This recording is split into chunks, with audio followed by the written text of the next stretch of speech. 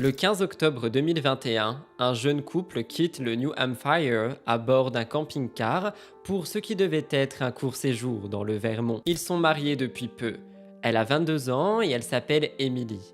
Lui en a 41 et se nomme Joseph. Rien ne laisse présager que ce voyage allait marquer le début d'un cauchemar. Quelques jours plus tard, Emily disparaît et Joseph revient seul, étrange et silencieux. Que s'est-il réellement passé cette nuit-là dans ce camping-car? Restez avec moi pour découvrir cette nouvelle affaire totalement horrifique mais également mystérieuse.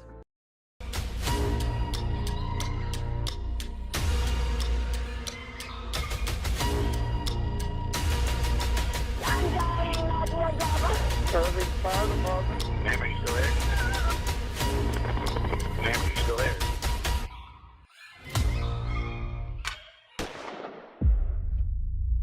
Bonjour à toutes, bonjour à tous, bienvenue sur Murders Explained. Aujourd'hui, je vous retrouve pour vous parler de l'affaire Emily Jean. Alors, je pense que ça se dit autrement que Emily Jean, mais étant donné que c'est son nom, je vais l'appeler comme ça tout le long pour ne pas abuser avec mes prononciations, quelque chose qui a tendance à irriter certaines et certains d'entre vous. Autre chose, avant d'entrer dans la vidéo, n'oubliez pas de la liker si jamais notre travail vous plaît et de la commenter en nous disant ce que vous pensez de l'affaire, ce que vous avez pensé également de la vidéo en elle-même. Ça aide énormément avec l'algorithme et surtout ça nous permet d'échanger avec vous directement dans l'espace commentaire. Abonnez-vous à la chaîne si vous souhaitez nous faire passer aux 60 000 abonnés. On est 59 000 depuis quelques jours maintenant. On vous remercie pour ça et on attend soigneusement les 60 000 abonnés. Tout ceci étant dit, je vous laisse ici pour cette affaire. Nous allons commencer tout de suite. Installez-vous confortablement. Prenez-vous une boisson si vous avez envie. Au moment où je filme, il pleut, il fait moche. Honnêtement, c'est un mood ultra cosy, je trouve. On est quand même sur une affaire criminelle qui mérite du respect. Mais si jamais vous voulez l'écouter dans des conditions un peu confortables, ne vous en empêchez pas. J'arrête de parler, nous rentrons dans cette affaire. Bienvenue sur cette nouvelle enquête Murders Explained.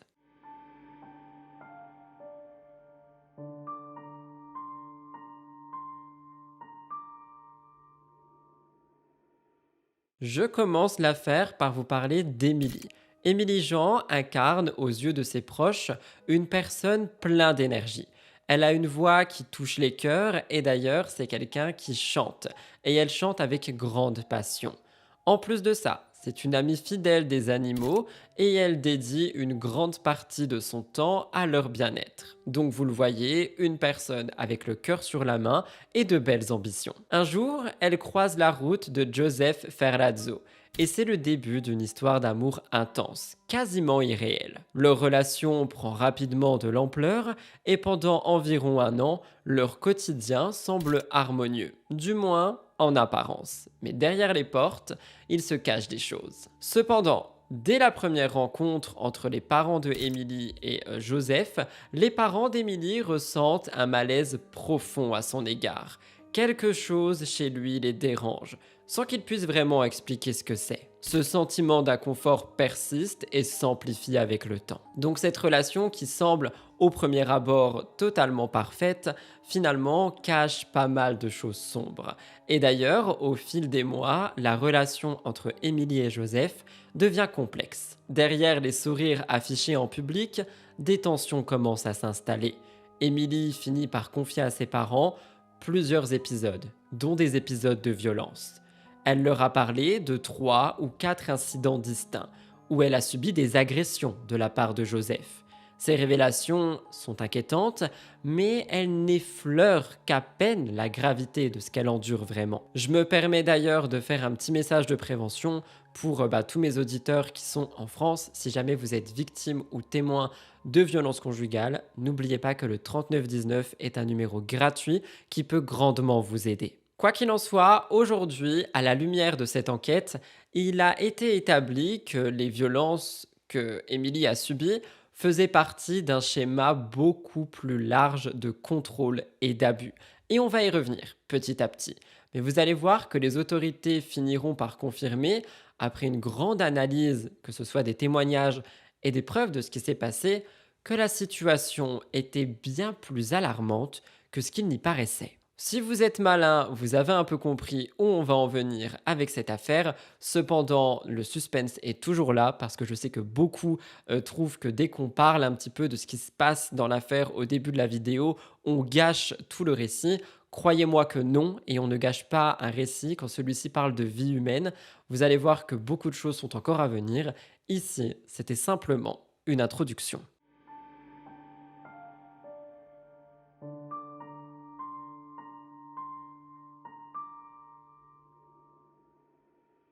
Bon, l'inquiétude des parents d'Emily n'a jamais disparu pendant toute sa relation. Même s'ils étaient préoccupés par la tournure des événements, donc le fait que Emily ait confié qu'elle ait subi des violences, les parents ne savaient pas le reste, le reste que je ne vous ai pas encore dit, mais leur fille est majeure et elle était mariée avec cet homme. Donc à leurs yeux, ça limitait tragiquement leur capacité d'intervention. Les parents se sentaient impuissants, enfermés dans un rôle d'observateur silencieux. Ils espéraient que leur fille prendrait un jour la décision de quitter cette relation qui semble plus que toxique. Quoi qu'il en soit, Emily et Joseph sont mariés. Leur relation continue et le road trip arrive. Nous sommes le 15 octobre 2021. Emily et Joseph prennent la route. Ils quittent le New Hampshire à bord de leur camping-car et ils parcourent environ 2 heures de route pour atteindre Bolton dans le Vermont. À ce moment-là, Joseph a 41 ans et Emily seulement 22. Ce couple se rend dans un complexe de condos réservé via Airbnb et ils ont prévu de retrouver la sœur de Joseph, qui s'appelle Nicole. Ils arrivent et sur le parking, Nicole accueille le couple. Emily est super chaleureuse, elle fait connaissance avec elle, c'est la première fois qu'elle la rencontre, et ensemble, les trois échangent quelques mots, ils rient brièvement et ils projettent de passer un moment à l'intérieur du Airbnb loué. Cependant, ce moment où tout le monde devait être ensemble dans le Airbnb n'arrive jamais, parce qu'aux alentours de 21h30, Joseph envoie un message à Nicole pour l'informer qu'ils ne viendront pas avec elle à l'intérieur de la location. Aucune explication n'est donnée, seulement ce message qui clôt la soirée. Le lendemain matin, Nicole, qui était venue avec son petit ami, prennent leur petit déjeuner dans un café de Waterbury. À leur surprise, Joseph les rejoint, sauf qu'il est seul. Emily est absente et Nicole et son petit ami sont assez étonnés. Ils posent la question à Joseph et Joseph leur dit que Emily est partie de son plein gré. Selon ce qu'il a dit, elle aurait décidé, sans prévenir, de s'en aller.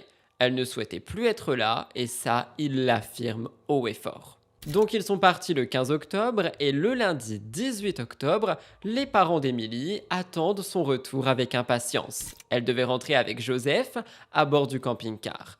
Mais l'attente, elle se fait longue. Et une fois de plus, l'absence d'Emily plonge les parents dans l'angoisse. Alors, je vous rappelle que les parents ne sont pas OK avec cette relation, qu'ils ont peur pour leur fille, et ici, leur fille disparaît, littéralement. Elle ne donne pas de nouvelles, donc ils sont vraiment en anxiété. Leur fille ne revient pas, et cette fois, ils sentent qu'il ne s'agit beaucoup plus qu'un simple contretemps. Quelque chose de grave se profile en silence. Joseph, finalement, il revient seul, et il ne rentre pas avec la camionnette, mais au volant de sa Jeep rouge. Emily est introuvable, et lorsqu'on lui demande où elle est, il raconte une scène confuse survenue selon lui le 15 octobre alors qu'ils se trouvaient encore tous les deux dans le Vermont. D'après sa version, une dispute aurait éclaté entre eux deux sur un parking. Le ton serait monté rapidement jusqu'à ce qu'Emily tente de s'éloigner. Joseph affirme alors qu'il a essayé de la retenir. En réaction, elle lui aurait mis un coup de pied à l'aine. J'allais utiliser le terme foutu, mais je me suis dit que ça serait un peu impoli. À ce moment-là, il continue son récit, et selon lui, Emily aurait déclaré vouloir partir seule. Donc, elle aurait commandé un Uber pour rentrer parce qu'elle avait besoin d'espace. Il explique ensuite qu'il est parti faire quelques courses et qu'il a laissé Emily près de la camionnette. Selon ce qu'il dit, quand il est revenu du magasin, Emily n'était plus là. Et selon ce qu'il dit encore une fois, elle se serait éloignée à pied et donc elle aurait descendu la route sans se retourner et sans prévenir Joseph. Depuis cet instant, il affirme qu'il n'aurait eu aucune nouvelle d'elle, aucun contact, aucun message, un silence totale. Vous m'excusez, mais si je me mets à la place de ce mec, si jamais je pars en camping-car avec mon petit ami et qu'on se dispute, même violemment, je pense que je prendrai quand même des nouvelles le soir même ou peut-être le lendemain. Là, on parle du 15 au 18, sans aucune nouvelle, et visiblement, il n'a pas cherché à en avoir. Désolé, mais je trouve ça suspect. Et visiblement, je ne suis pas le seul, parce que pour les parents d'Emily, cette version ne tient pas. Leur intuition les alerte tout de suite. Ils savent que leur fille ne disparaîtrait pas ainsi, sans prévenir, sans donner signe de vie à personne. Il leur paraît inconcevable que Emily soit restée au Vermont pendant que Joseph, lui, rentre tout seul. Rien dans son comportement passé ne justifierait une telle absence. Pour les parents, quelque chose cloche. Quelque chose de grave. Les enquêteurs, eux, ils sont déjà au courant de ce qui se passe et ils ont commencé à creuser cette histoire. Et plusieurs éléments du récit de Joseph ne collent pas ensemble. Le mystère autour de la disparition d'Emily, à ce moment-là, ne fait que grandir. Vraiment, moi je suis désolé, mais si jamais ça m'arrivait, je préviendrais quelqu'un. Donc en fait, que je sois le côté de celui qui reste au camping-car, etc., au bout d'un moment, je prends des nouvelles, je laisse pas 3 jours passer et j'essaye surtout de m'assurer que la personne en question aille bien, surtout si on est marié, même si on se dispute, enfin je sais pas, un minimum. Et de l'autre côté, si j'étais Émilie et que j'étais partie comme ça, j'aurais quand même tenté de prévenir quelqu'un, surtout qu'apparemment elle serait partie à pied, donc aucun moyen pour elle de rentrer auprès de sa famille et tout, parce que je vous rappelle que c'était à 2 heures de route. Donc je sais pas, je trouve que c'est quand même bizarre et que la version de Joseph, pour moi, ne tient absolument pas debout. À ce moment-là, n'hésitez pas à mettre pause et à me dire ce que vous en pensez.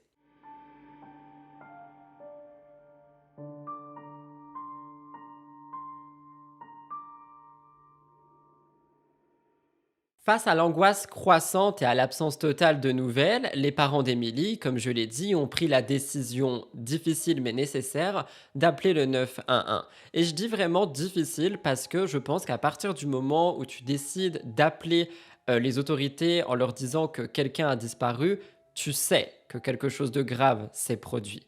Leur fille ne donne plus signe de vie. Ils savent qu'elle ne disparaîtrait jamais volontairement sans prévenir. Et donc, ils la signalent officiellement comme disparue. Et lors de l'appel, ils expliquent que le couple se trouvait dans le Vermont, probablement aux alentours de Bolton, où ils ont séjourné dans leur camping-car. Dès la réception de ces infos, les autorités se mobilisent. Une enquête s'ouvre immédiatement et des recherches sont lancées dans toute la région de Bolton. Effectivement, chaque minute compte. Les agents espèrent encore trouver Emily à ce moment, saine et sauve, quelque part dans les environs. Et comme nous l'avons déjà dit 1 milliard de fois sur Murders, les premières minutes, premières heures et premières, paires d'heures sont vraiment les moments les plus cruciaux et les plus importants pour retrouver quelqu'un qui a disparu. Pendant ce temps, Joseph, lui, il n'est plus présent chez les parents d'Emily, il était passé là brièvement et il a quitté les lieux, sans prévenir et il est injoignable. C'est un nouveau développement dans cette affaire qui inquiète davantage les enquêteurs et les parents. Donc ils étendent leurs recherches, cette fois-ci pour aussi localiser Joseph, retrouver le chien d'Emily, un compagnon fidèle nommé Remington, que j'ai laissé de côté mais qui était présent avec elle pour ce road trip. L'enquête avance et rapidement, les enquêteurs sont menés vers un nouvel indice, le camping-car. Il a été localisé sur une propriété privée de St. Albans, une petite ville située à environ 1 heure au nord de Bolton. Ce lieu devient le point central de l'enquête. Mais malgré cette découverte, ni Emily, ni Joseph ne sont sur place. Donc la police, ils n'ont pas de mandat, ils n'ont pas d'autorisation du propriétaire et donc ils ne peuvent pas pénétrer dans le véhicule. Le véhicule est placé sur une propriété privée et eux n'ont même pas les moyens d'aller dedans. Donc l'intérieur de ce camping-car, à ce moment, reste un mystère. Bref, la recherche s'intensifie. Les agents ratissent la zone, ils interrogent les habitants et puis un coup de théâtre. Un officier repère Joseph dans un petit débanneur à St. Albans. Il semble extrêmement calme et donc la police s'approche de lui. Le policier en question engage la conversation et lui demande s'il accepterait de retourner au poste de police pour un entretien. Joseph, il accepte sans aucune résistance. Quant à Remington, le chien du couple, surtout le chien d'Emily, il est retrouvé également, sain et sauf. En fait, il était chez un ami de Joseph dans les environs de Saint Albans. C'est un détail qui est rassurant, mais qui ne fait que poser la question encore un peu plus. Si le chien est en sécurité et qu'il est vivant, mais qu'il est seul, où est passée Emily? La nuit commence à tomber, et juste après minuit, dans les premières heures du 19 octobre, un appel inattendu parvient au 911 de Saint Albans. Cette fois, ce n'est pas un parent inquiet, ni un témoin incertain. C'est un homme, Spencer Lemons. Sa voix est tendue et ce qu'il raconte plonge immédiatement l'opérateur dans l'alerte. Il affirme que Joseph Ferlazzo l'a contacté plus tôt dans la journée avec une demande très étrange. Le ramener à son camping-car stationné quelque part à Saint Albans. Spencer, toujours au téléphone, il raconte qu'il accepte, mais qu'il ne sait pas dans quoi il s'engage. Donc il va chercher Joseph, et ensemble, ils se dirigent vers cet endroit. Mais en approchant du véhicule, il remarque que plusieurs voitures de police sont déjà sur place.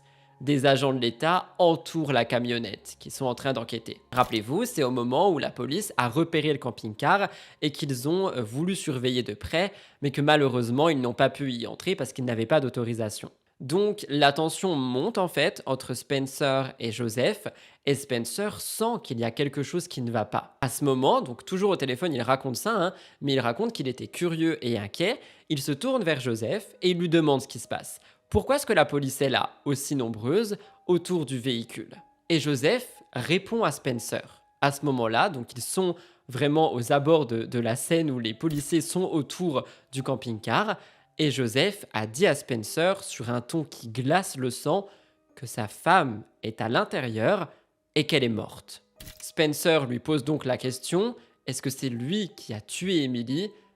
Et il donne l'information au 911.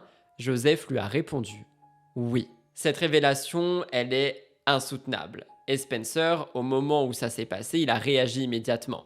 Il a ordonné à Joseph de sortir de son véhicule et dès qu'il est sorti, Spencer, il a démarré et il s'est éloigné à toute vitesse. C'est à ce moment qu'il a contacté les autorités et que donc on arrive au moment de l'appel. Il explique comment il a laissé Joseph sur place et comment il s'est éloigné. Et c'est justement grâce à ça que l'enquête de police a pu localiser Joseph dans un dépanneur de Saint Albans. L'officier l'aborde, comme je vous ai dit, et il se fait arrêter. Une arrestation imminente, même si le mystère autour d'Emily est toujours là. Mais il commence enfin à se dissiper. Est-elle vraiment à l'intérieur de ce camping-car? Ce que je trouve ultra frustrant ici, mais en même temps c'est la loi, c'est que si les autorités n'ont pas en fait l'autorisation d'entrer dans ce camping-car, ils ne peuvent pas le faire. Et par conséquent, ça veut dire que ça se trouve, leur réponse à leurs questions était juste là, dans ce véhicule, mais malheureusement, ils n'ont pas pu y entrer. Joseph a dit que c'est lui qui a tué Emily, il l'a avoué, et il a également dit que son corps était à l'intérieur de ce véhicule. Maintenant, reste à voir si c'est la vérité ou s'il ment.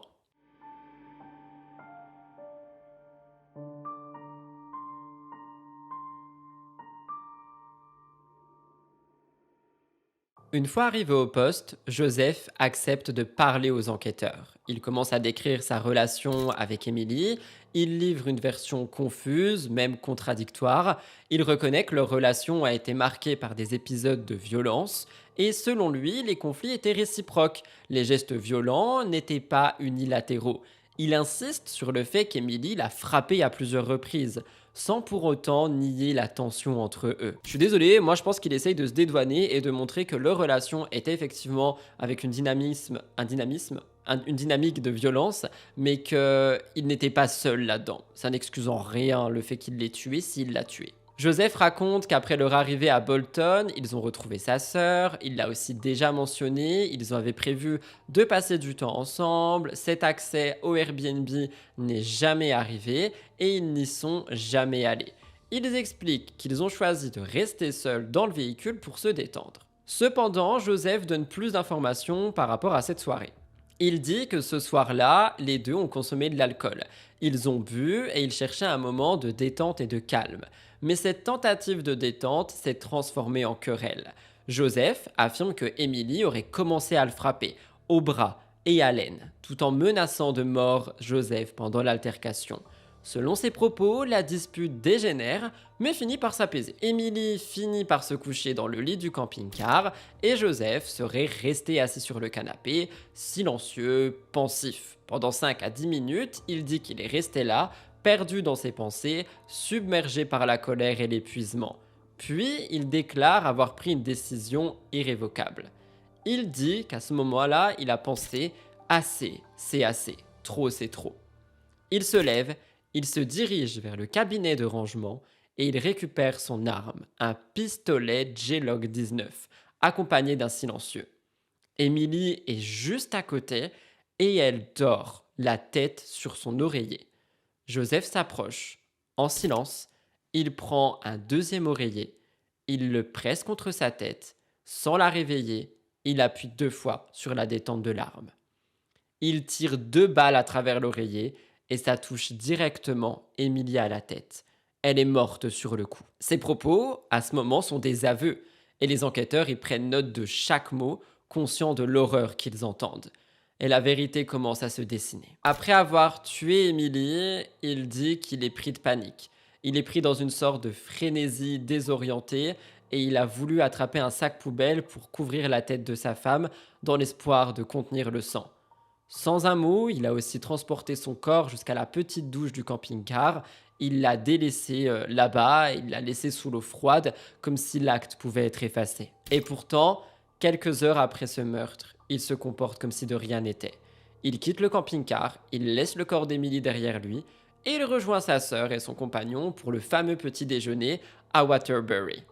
Il ne montre aucun signe de trouble, il ne dit rien, aucun mot ne laisse deviner ce qu'il vient de faire. Lorsque le petit-déj était terminé, Joseph il est retourné à son véhicule. Il a quitté la région de Bolton et il a conduit jusqu'à St. Albans où il gare le camping-car sur la propriété qui appartient à un ami à lui. C'est là, dans cet appartement, qu'il passe à un acte beaucoup plus macabre. Tenez-vous bien, si vous êtes en train de manger, posez votre assiette. Selon ses propres aveux, il prend une scie et il commence à démembrer le corps de sa femme. Il découpe le cadavre en plusieurs morceaux, il les range un à un dans des sacs poubelles en plastique qu'il laisse à l'intérieur du camping-car. C'est une horreur qui est méthodique. Ce qui frappe encore davantage, c'est ce qu'il fait après. Le reste du week-end, il continue de voir des amis, d'aller prendre des repas en ville, de socialiser comme si tout allait bien. Il échange des conversations, il partage des cafés et il plaisante, sans jamais évoquer le prénom de sa femme. Pas une allusion, rien. Elle est effacée de son monde. Chaque nuit, après ses sorties banales, il retourne dormir dans le camping-car. Il passe ses nuits là, à quelques mètres des sacs contenant le corps démembré de sa femme. Et dans cet espace, entre le silence et les murs du véhicule, il arrive à dormir, impassible. Je ne sais pas comment il fait. Mais bref, tout ça, il le raconte aux enquêteurs. Et ça permet à la police de franchir une étape cruciale. Parce que grâce à ce témoignage, ils obtiennent enfin ce fucking mandat de perquisition. Le camping-car devient une scène de crime officielle et l'horreur révélée par les mots de Joseph s'apprête à être confirmée par les preuves matérielles. Imaginez quand les policiers vont entrer dans ce camping-car après 4 jours de mort de sa femme qui est découpée en morceaux dans des sacs. C'est horrible.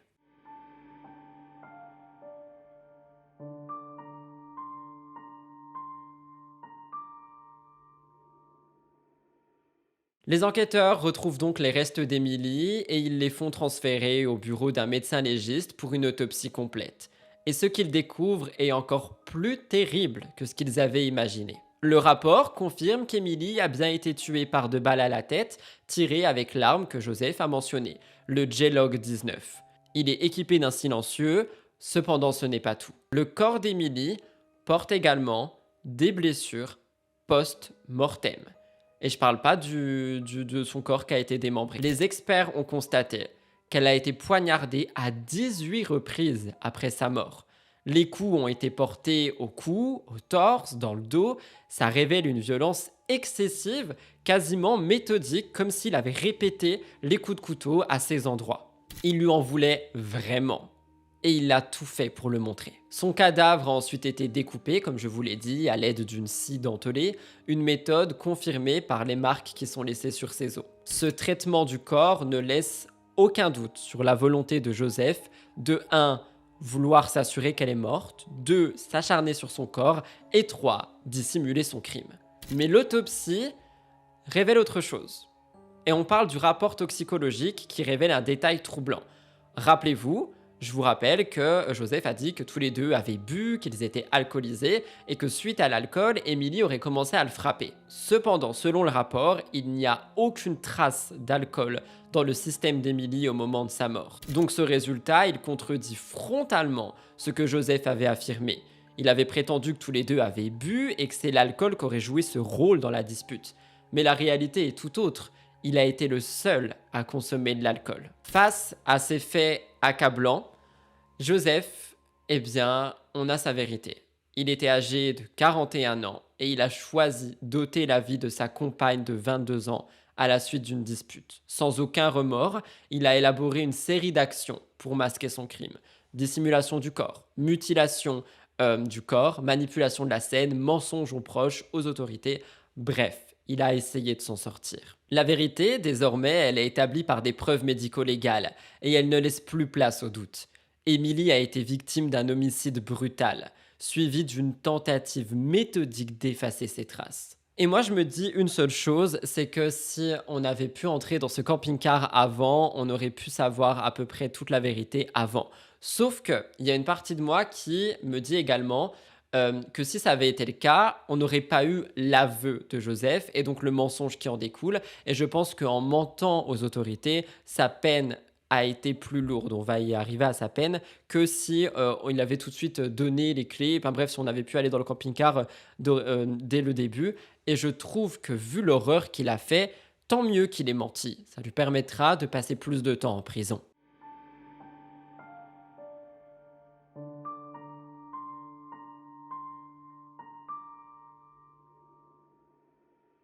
Sur la base de l'ensemble des éléments révélés par l'enquête, des aveux et des preuves médico-légales, Joseph a été formellement accusé du meurtre au premier degré. Le procès s'est ouvert le 6 décembre 2024, c'est très frais, dans une salle tendue, marquée par l'ombre d'un crime d'une extrême violence. Dès les premières audiences, l'accusation présente une version claire et méthodique. Elle soutient que la nuit du 15 octobre, après cette rencontre brève mais cordiale sur le parking avec la sœur et le copain, le couple va dans le camping-car. La dispute éclate. L'un des éléments soulevés par l'accusation concerne le lieu lui-même. Le complexe où le stationnement se trouve, c'était celui où vivait l'ex-femme de Joseph. Une coïncidence, selon les procureurs, qui a fortement perturbé Émilie, et c'est donc pour ça qu'on aurait eu un climat tendu émotionnellement entre les deux qui aurait explosé en dispute. Au fil du procès, plusieurs témoins sont appelés à la barre. Des experts médico-légaux, des proches d'Émilie, des membres des forces de l'ordre, tous dressent un tableau cohérent des faits. Ils appuient la thèse d'un meurtre prémédité, suivi d'actes délibérés pour dissimuler le crime. Du côté de la défense, Joseph décide de témoigner. Il prend la parole et il adopte une attitude empreinte de tristesse et de remords. Il affirme que la perte d'Émilie le hante et qu'elle lui manque profondément. Mais il insiste aussi sur un autre aspect. Selon lui, leur réaction était empreinte de violence réciproque. J'ai dit réaction, je voulais dire relation. Il affirme qu'Émilie l'agressait régulièrement avec des coups de poing, avec des objets, et que à chaque fois que ça se produisait, eh bien ça le rendait de plus en plus mal, et que ça se produisait quasiment chaque semaine.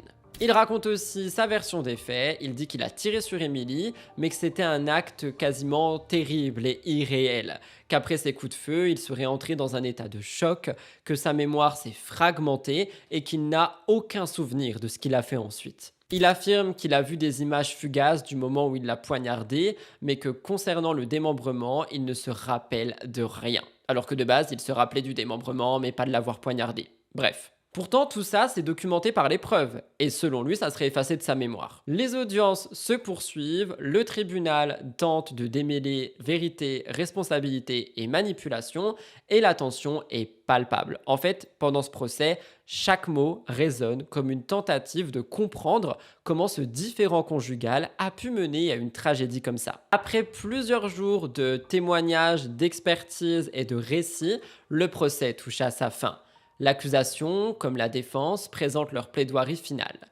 Chacune tente de convaincre le jury de la validité de sa version des faits. Les jurés se retirent pour délibérer et la tâche est lourde. Ils doivent juger si Joseph a tué Émilie sous l'effet d'un accès de panique ou si l'acte s'inscrit dans un cadre plus froid et plus méthodique. Après avoir examiné les preuves, écouté les aveux et confronté les récits, le verdict tombe. Les jurés ne croient pas à la thèse de la légitime défense. Les faits, les incohérences, les violences post-mortem et les dissimulations laissent peu de place au doute. Pour eux, il s'agit d'un meurtre prémédité. Donc, Joseph Ferlazzo est reconnu coupable de meurtre au premier degré. La sentence est prononcée. 42 ans de prison pour un crime qui porte la marque d'une décision consciente, planifiée et d'une violence extrême. L'affaire se referme sur ce jugement, mais les émotions restent vives. Ce drame pose quand même une question. Comment un homme peut-il prétendre aimer une femme, puis la tuer, la réduire au silence et ternir sa mémoire pour tenter de se justifier? Ses actes, ses mensonges, son sang-froid après le meurtre, tout ça ont joué un rôle. Émilie, selon ceux qui la connaissaient, n'a jamais présenté le profil d'une femme violente. Rien dans son histoire ne laisse penser qu'elle aurait été capable de maltraiter son mari, encore moins régulièrement. Joseph était peut-être incapable de gérer la frustration, la blessure d'ego, et il a choisi l'irréparable. La brutalité de ses gestes montre tout simplement qu'il a tout planifié. Il a tout détruit, et il a tenté de contrôler le récit. Ce meurtre est un meurtre froid, prémédité, dissimulé et justifié après coup par des accusations qui ne tiennent même pas debout. Tout dans le déroulé des faits, les blessures post-mortem, le mensonge, la manipulation, pointe vers une tentative de contrôle et non un acte de survie. Et si vous voulez mon avis, la peine qu'il endure est encore assez courte.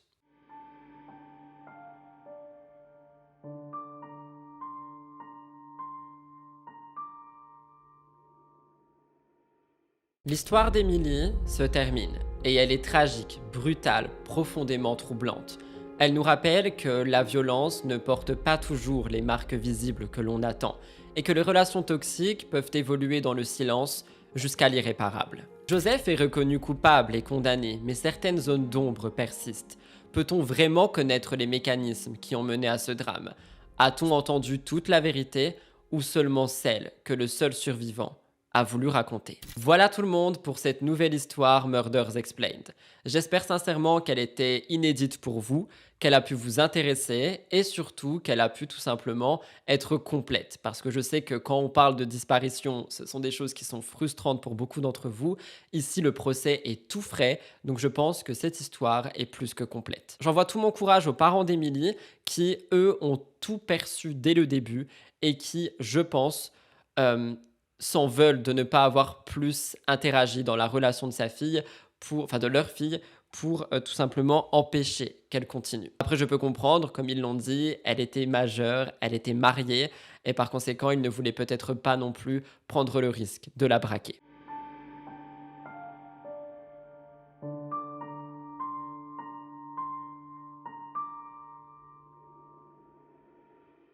Le corps d'un homme a été retrouvé dans un champ de maïs en 1999, laissant derrière lui une énigme qui défie encore les enquêteurs. Dans ses poches, des notes cryptées, rédigées dans un code incompréhensible, ont été découvertes, alimentant les spéculations.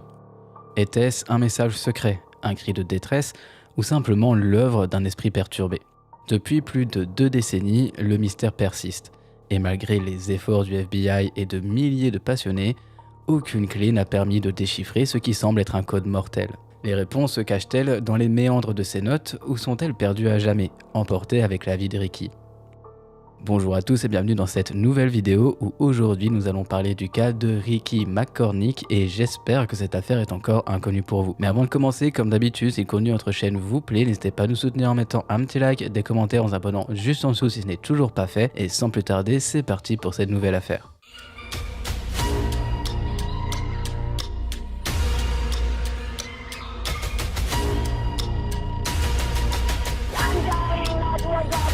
Irving Fire Department. Name, are you still there? Name, are you still there?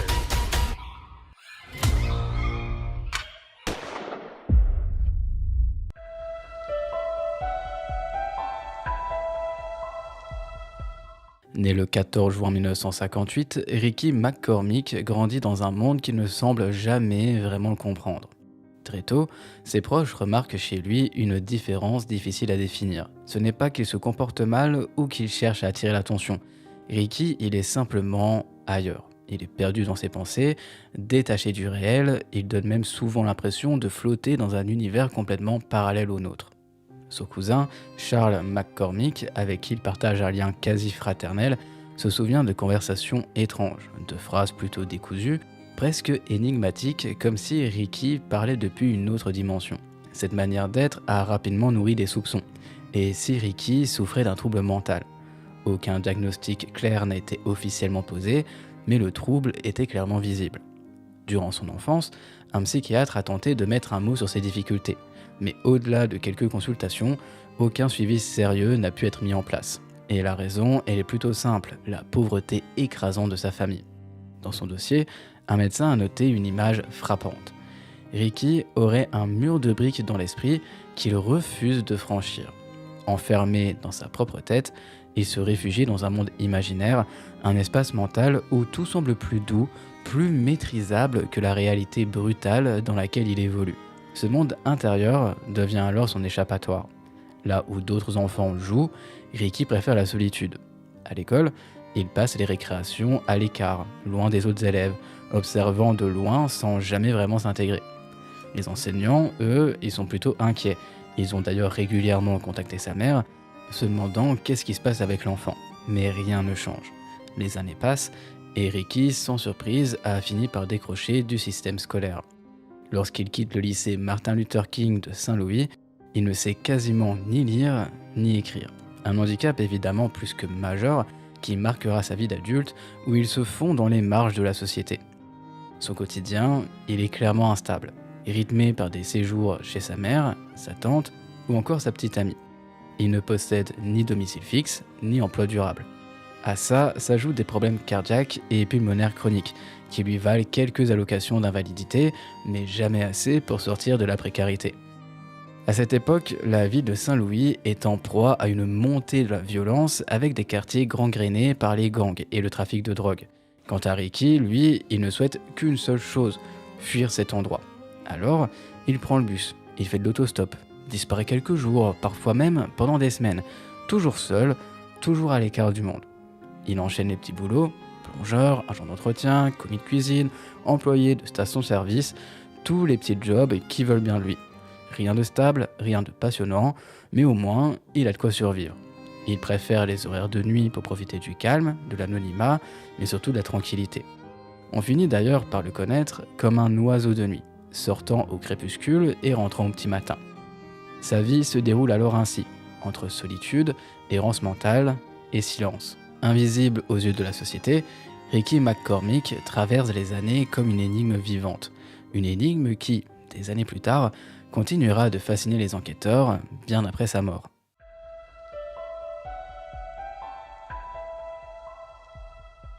Mais la vie de ce dernier n'a pas seulement été marquée par des luttes avec la santé mentale et l'instabilité. Elle a également pris une tournure bien plus sombre lors de l'année 1992, qui vous fera sûrement perdre toute l'empathie que vous éprouvez en ce moment même pour lui. Cette année-là, Ricky s'est retrouvé en difficulté avec la loi, lorsque la police l'a arrêté pour être devenu le père de 2 enfants, avec une fille de moins de 14 ans. L'adolescente, qui est uniquement connue sous le surnom de Pretty Baby, dû à son âge, n'avait que 11 ans lorsqu'elle a commencé à être maltraitée par Ricky.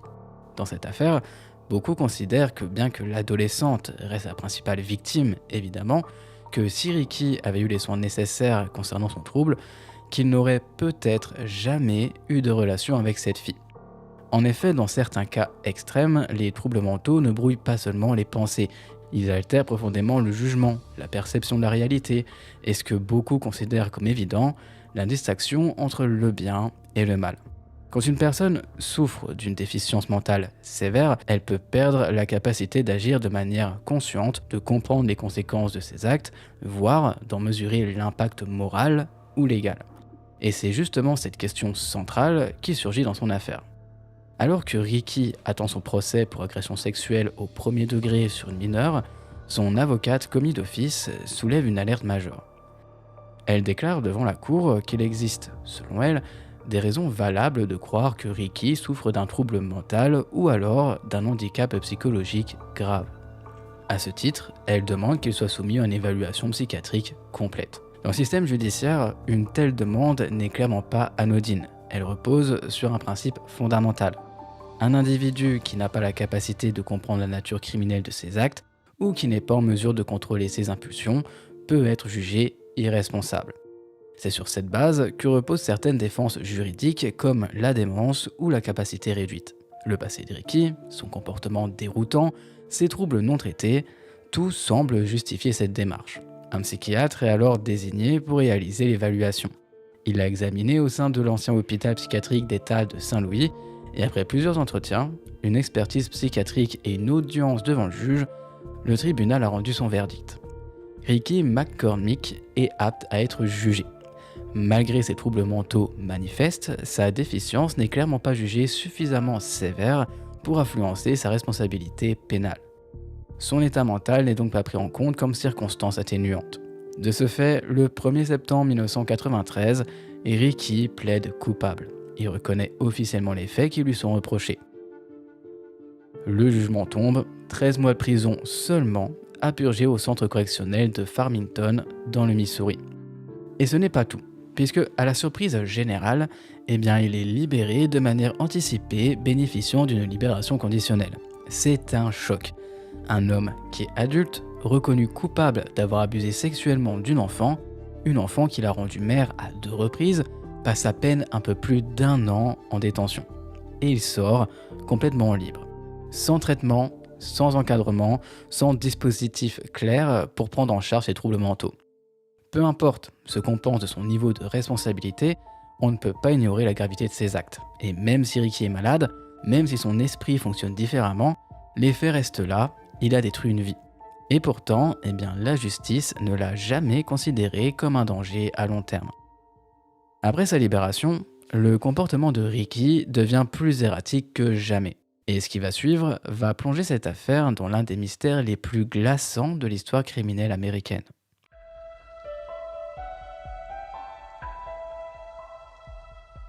Après sa sortie de prison, Ricky McCormick tente de se remettre sur pied. Il trouve un emploi modeste dans une station-service à Moco, située au centre-ville de Saint-Louis. Bon, évidemment, ce n'est pas un endroit tranquille. L'ambiance y est lourde et l'environnement y est plus qu'instable. Cette station, en particulier, est d'ailleurs dirigée par 2 frères, Juma et Baha Hamdallah. Désolé pour la prononciation. Leur nom revient souvent dans les rumeurs locales, associées à des affaires troubles, à des actes violents, mais également à des relations plus qu'obscures dans les quartiers les plus sombres de la ville. Très vite, Ricky semble s'être retrouvé sous leur influence. L'homme est décrit comme quelqu'un de doux, de naïf, qui ne sait pas dire non. Et selon plusieurs de ses proches, il a toujours été ce genre de personne à suivre les idées des autres, même les plus dangereuses, sans vraiment comprendre ce qu'il joue. Simplement, il y va, que ce soit par gentillesse, pour faire plaisir, ou simplement par totale ignorance. Et c'est dans ce climat plutôt trouble que des choses étranges commencent à se produire. Alors qu'il continue à travailler à la station, Ricky effectue plusieurs voyages en Floride. Sa compagne, Sandra Jones, rapporte plus tard aux enquêteurs qu'il semblait avoir peur de ces fameux déplacements.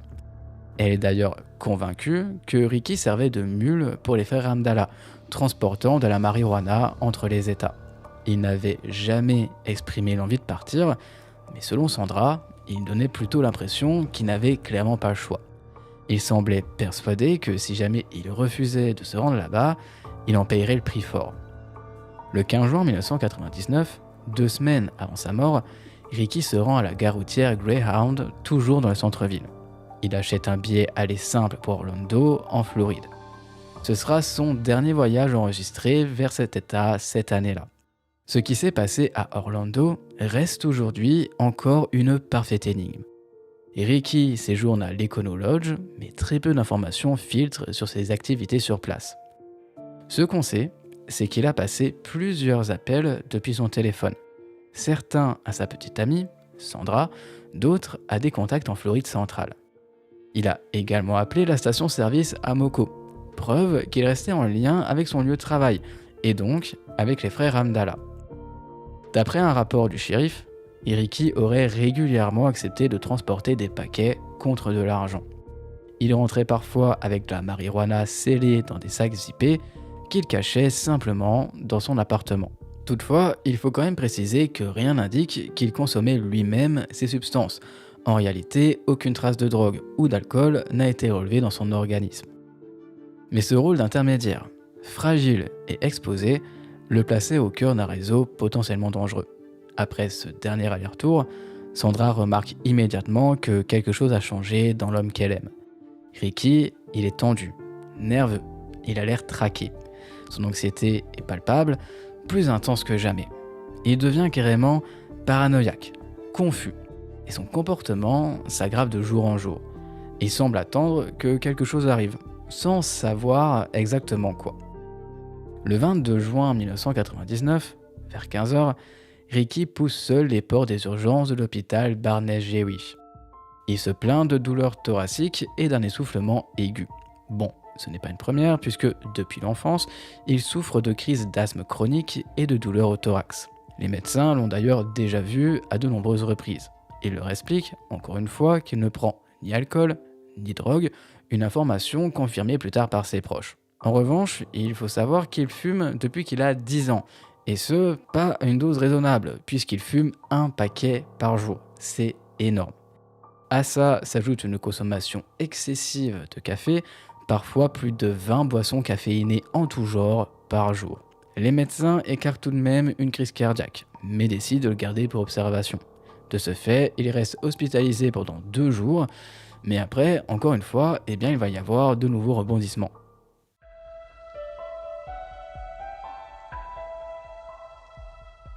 Lorsqu'il quitte l'hôpital le 24 juin, on lui fixe un rendez-vous de suivi pour la semaine suivante. Mais Ricky ne reviendra jamais. Ce départ de l'hôpital marque le début de la fin. Ses derniers jours sont flous, assombris par des douleurs physiques, une peur croissante et un comportement toujours plus incohérent. Avait-il alors pressenti ce qui allait lui arriver ? Essayait-il de demander de l'aide ou simplement de fuir ? Le lendemain de sa sortie de l'hôpital, le 25 juin 1999, Ricky McCormick refait surface. Cette fois, il ne se rend pas à l'hôpital où il s'était déjà rendu, mais à l'hôpital Forest Park, situé à moins de 3 km de là. Il arrive en souffrant à nouveau de difficultés respiratoires, une crise d'asthme survenue, dit-il, après avoir tondu la pelouse.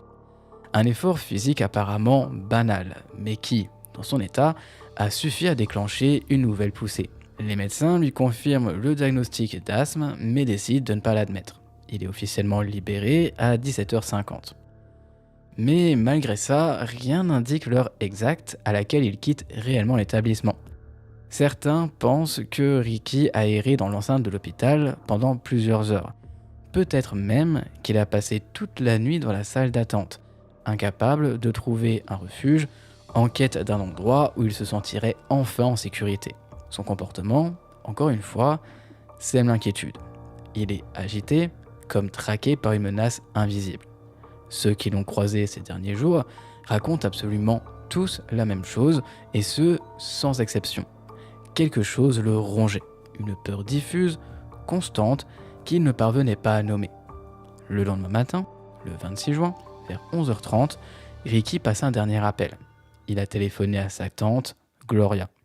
Au bout du fil, il lui dit qu'il est sorti de l'hôpital et qu'il s'apprête à aller à la station-service Amoco pour prendre quelque chose à manger. Il semble calme. Rien dans sa voix ne laisse deviner qu'il s'agira de son dernier contact avec le monde. Le 27 juin, un employé de la station-service affirme avoir vu Ricky sur les lieux. Il est passé, a parlé à quelques personnes, puis il est reparti. Ce soir-là, ce sera la dernière fois que quelqu'un l'aperçoit en vie. Les médecins légistes confirmeront plus tard que ce jour-là est probablement celui de sa mort. Puis, absolument plus rien. Ricky McCormick disparaît sans un mot, sans laisser de traces. 3 jours plus tard, le 30 juin 1999, une femme conduit sur une route rurale isolée, près de l'autoroute 367, aux abords de West Alton, dans le Missouri.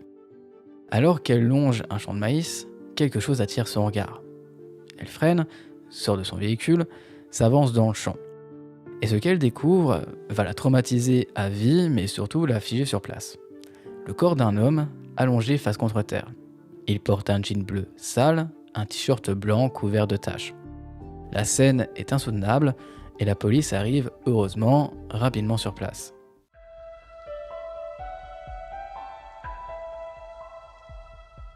Ce coin du Missouri est malheureusement tristement célèbre pour avoir été le théâtre de plusieurs dépôts de cadavres. Par exemple, en 1995, un travailleur du sexe a été retrouvé exécuté dans une maison abandonnée à quelques mètres de là. Cette fois, c'est Ricky McCormick, âgé de 41 ans. Une enquête s'ouvre alors dans l'urgence. Ricky n'a disparu que depuis 3 jours, mais son corps est pourtant dans un état de décomposition avancé, presque choquant. Certes, la chaleur étouffante de juin peut accélérer les processus, mais l'état du cadavre dépasse absolument toutes les attentes. Le visage, pour vous dire, est carrément méconnaissable. L'identification visuelle est impossible. Les enquêteurs doivent se tourner vers ses empreintes digitales. Mais là encore, les choses se compliquent. Les extrémités de ses doigts ont pourri, laissant derrière elles de la chair à vif. Les spécialistes doivent travailler à partir des couches internes de peau. Une méthode plutôt délicate, mais qui finit par donner une réponse. Et c'est confirmé, c'est bel et bien Ricky McCormick. Le lieu de la découverte ajoute encore une couche d'étrangeté à cette affaire. Le champ de maïs se trouve à environ 24 km de chez Ricky. Or, ce dernier ne conduisait pas. Il n'avait pas de voiture, aucun permis, aucun moyen d'aller aussi loin seul. Et qui plus est, c'est un champ de maïs, donc il n'y a pas de bus qui vous amène jusque-là. Il y a forcément quelqu'un qui l'a amené ici. Et ça alimente une théorie qui va vite s'imposer. Quelqu'un l'a tué, puis a transporté son corps jusqu'à ce champ pour s'en débarrasser. Mais qui ? Pourquoi ? Et surtout, que s'est-il réellement passé entre le moment où il a quitté la station-service et celui où son corps a été abandonné dans ce champ ?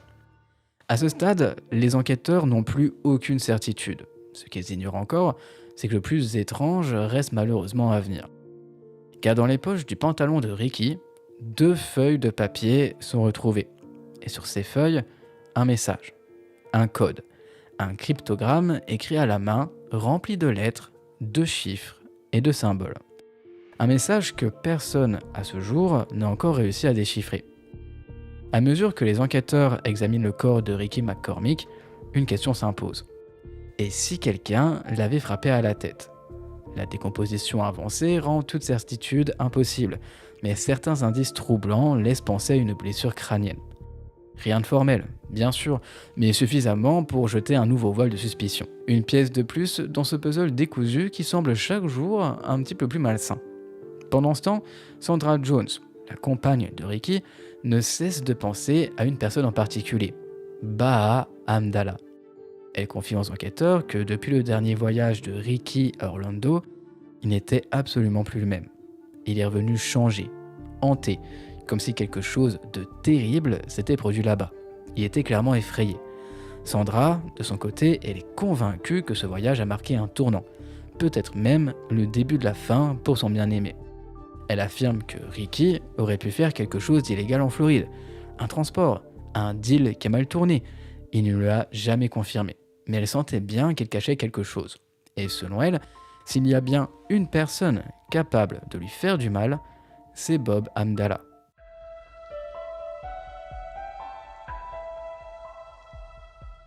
Sandra explique qu'elle les connaît bien, les frères Hamdallah. Elle a vu de ses propres yeux leur violence, leur emprise, leur jeu trouble. Depuis que Ricky travaille à la station-service à Moco, il est tombé dans leurs orbites. Ils ont une réputation qui précède largement les murs de leur commerce. Trafic, bagarres, menaces, la totale. Pour Sandra, ce n'est pas du tout un hasard si Ricky s'est retrouvé impliqué avec eux. Et s'il a franchi une ligne qu'il ne devait pas, s'il a commis une erreur, alors il n'a peut-être jamais eu la moindre chance de s'en sortir. 2 mois après la découverte du corps de Ricky, Un autre événement inquiétant secoue la communauté. Une dispute éclate entre les deux frères Hamdallah. Juma tire sur Baha. Ce dernier survit, mais l'incident illustre parfaitement le tempérament explosif de cette fratrie. Violent entre eux, mais surtout dangereux pour les autres. Le passé de Bob Hamdallah, lui, est plutôt éloquent. Il a été arrêté en 1998 pour agression au second degré, après avoir frappé un homme avec un marteau. En 2002, il récidive. Cette fois, il tire sur un client au visage à la suite de simples altercations. Il est condamné, mais en 2008, après un nouveau procès, le verdict tombe. Il est acquitté, le tribunal ayant jugé qu'il avait agi en légitime défense. Une légitime défense qui laisse un goût amer à bien des enquêteurs. Mais les soupçons ne s'arrêtent pas au frère Hamdallah. L'enquête s'élargit et s'oriente vers un autre nom. Gregory Lamar Knox. Un trafiquant de drogue bien connu de la police, actif à Saint-Louis et dans les complexes de logement où Ricky avait vécu. Gregory n'est clairement pas un petit joueur. Il est soupçonné d'avoir organisé plusieurs meurtres à forfait. Et il pourrait avoir un lien direct avec Ricky. Un informateur confidentiel a contacté la police et affirmé que Gregory serait impliqué dans la mort de Ricky. Il aurait peut-être même orchestré le meurtre. Plus troublant encore, des connexions commencent à apparaître entre lui et les frères Hamdallah. Ce qui, jusqu'ici, ressemblait à un simple crime isolé, prend finalement la forme d'un possible règlement de compte dans un réseau criminel bien plus vaste. Mais l'espoir s'amenuise. La police tente une série de filatures, met en place des surveillances, suit les contacts, croise les témoignages. Mais rien ne tient, les pistes s'essoufflent. L'informateur se tait, aucun lien concret n'est établi. L'affaire, une fois encore, s'enlise. Et au bout du compte, les enquêteurs se retrouvent face à la même scène glaçante. Un homme retrouvé mort dans un champ de maïs, à des kilomètres de chez lui, 2 messages codés dans des poches et aucune explication.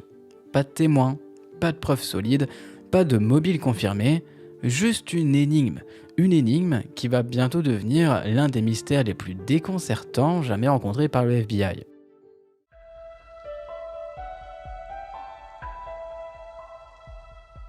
Le major Tom O'Connor, membre de la Major K Squad, prend la parole devant la presse. Son message, il est clair. La mort de Ricky McCormick est désormais traitée comme un homicide. Une annonce forte, mais rapidement tempérée par une vérité plus dérangeante. Les autorités ne savent pas exactement de quoi il est mort. Le corps est dans un état de décomposition avancé. Trop avancé. La chaleur de l'été a accéléré le processus, réduisant considérablement les chances de déterminer ce qui lui est arrivé. Aucune blessure visible, aucun traumatisme clair, aucune trace évidente de lutte. Les médecins légistes, après une autopsie complexe et infructueuse, finissent par déclarer la cause du décès comme indéterminée. Impossible d'affirmer quoi que ce soit avec certitude. Et pourtant, en l'absence de preuves formelles de défense, le bureau du shérif opère un virage inattendu. Les autorités concluent finalement que Ricky est probablement mort de cause naturelle. Cette décision en déroute plus d'un. Elle choque la grande majorité du public. Et Ricky souffrait effectivement de problèmes de santé chroniques, asthme sévère, douleurs thoraciques, malaise fréquent. Alors, est-il mort d'une crise, d'un arrêt cardiaque ? C'est plausible. Mais est-ce cohérent ? Un homme retrouvé seul, au milieu d'un champ à plus de 20 km de chez lui, sans voiture, sans téléphone, sans absolument rien. Un homme qui, dans les jours précédant sa mort, semblait complètement terrifié. Un homme qui avait côtoyé des trafiquants connus pour leur violence.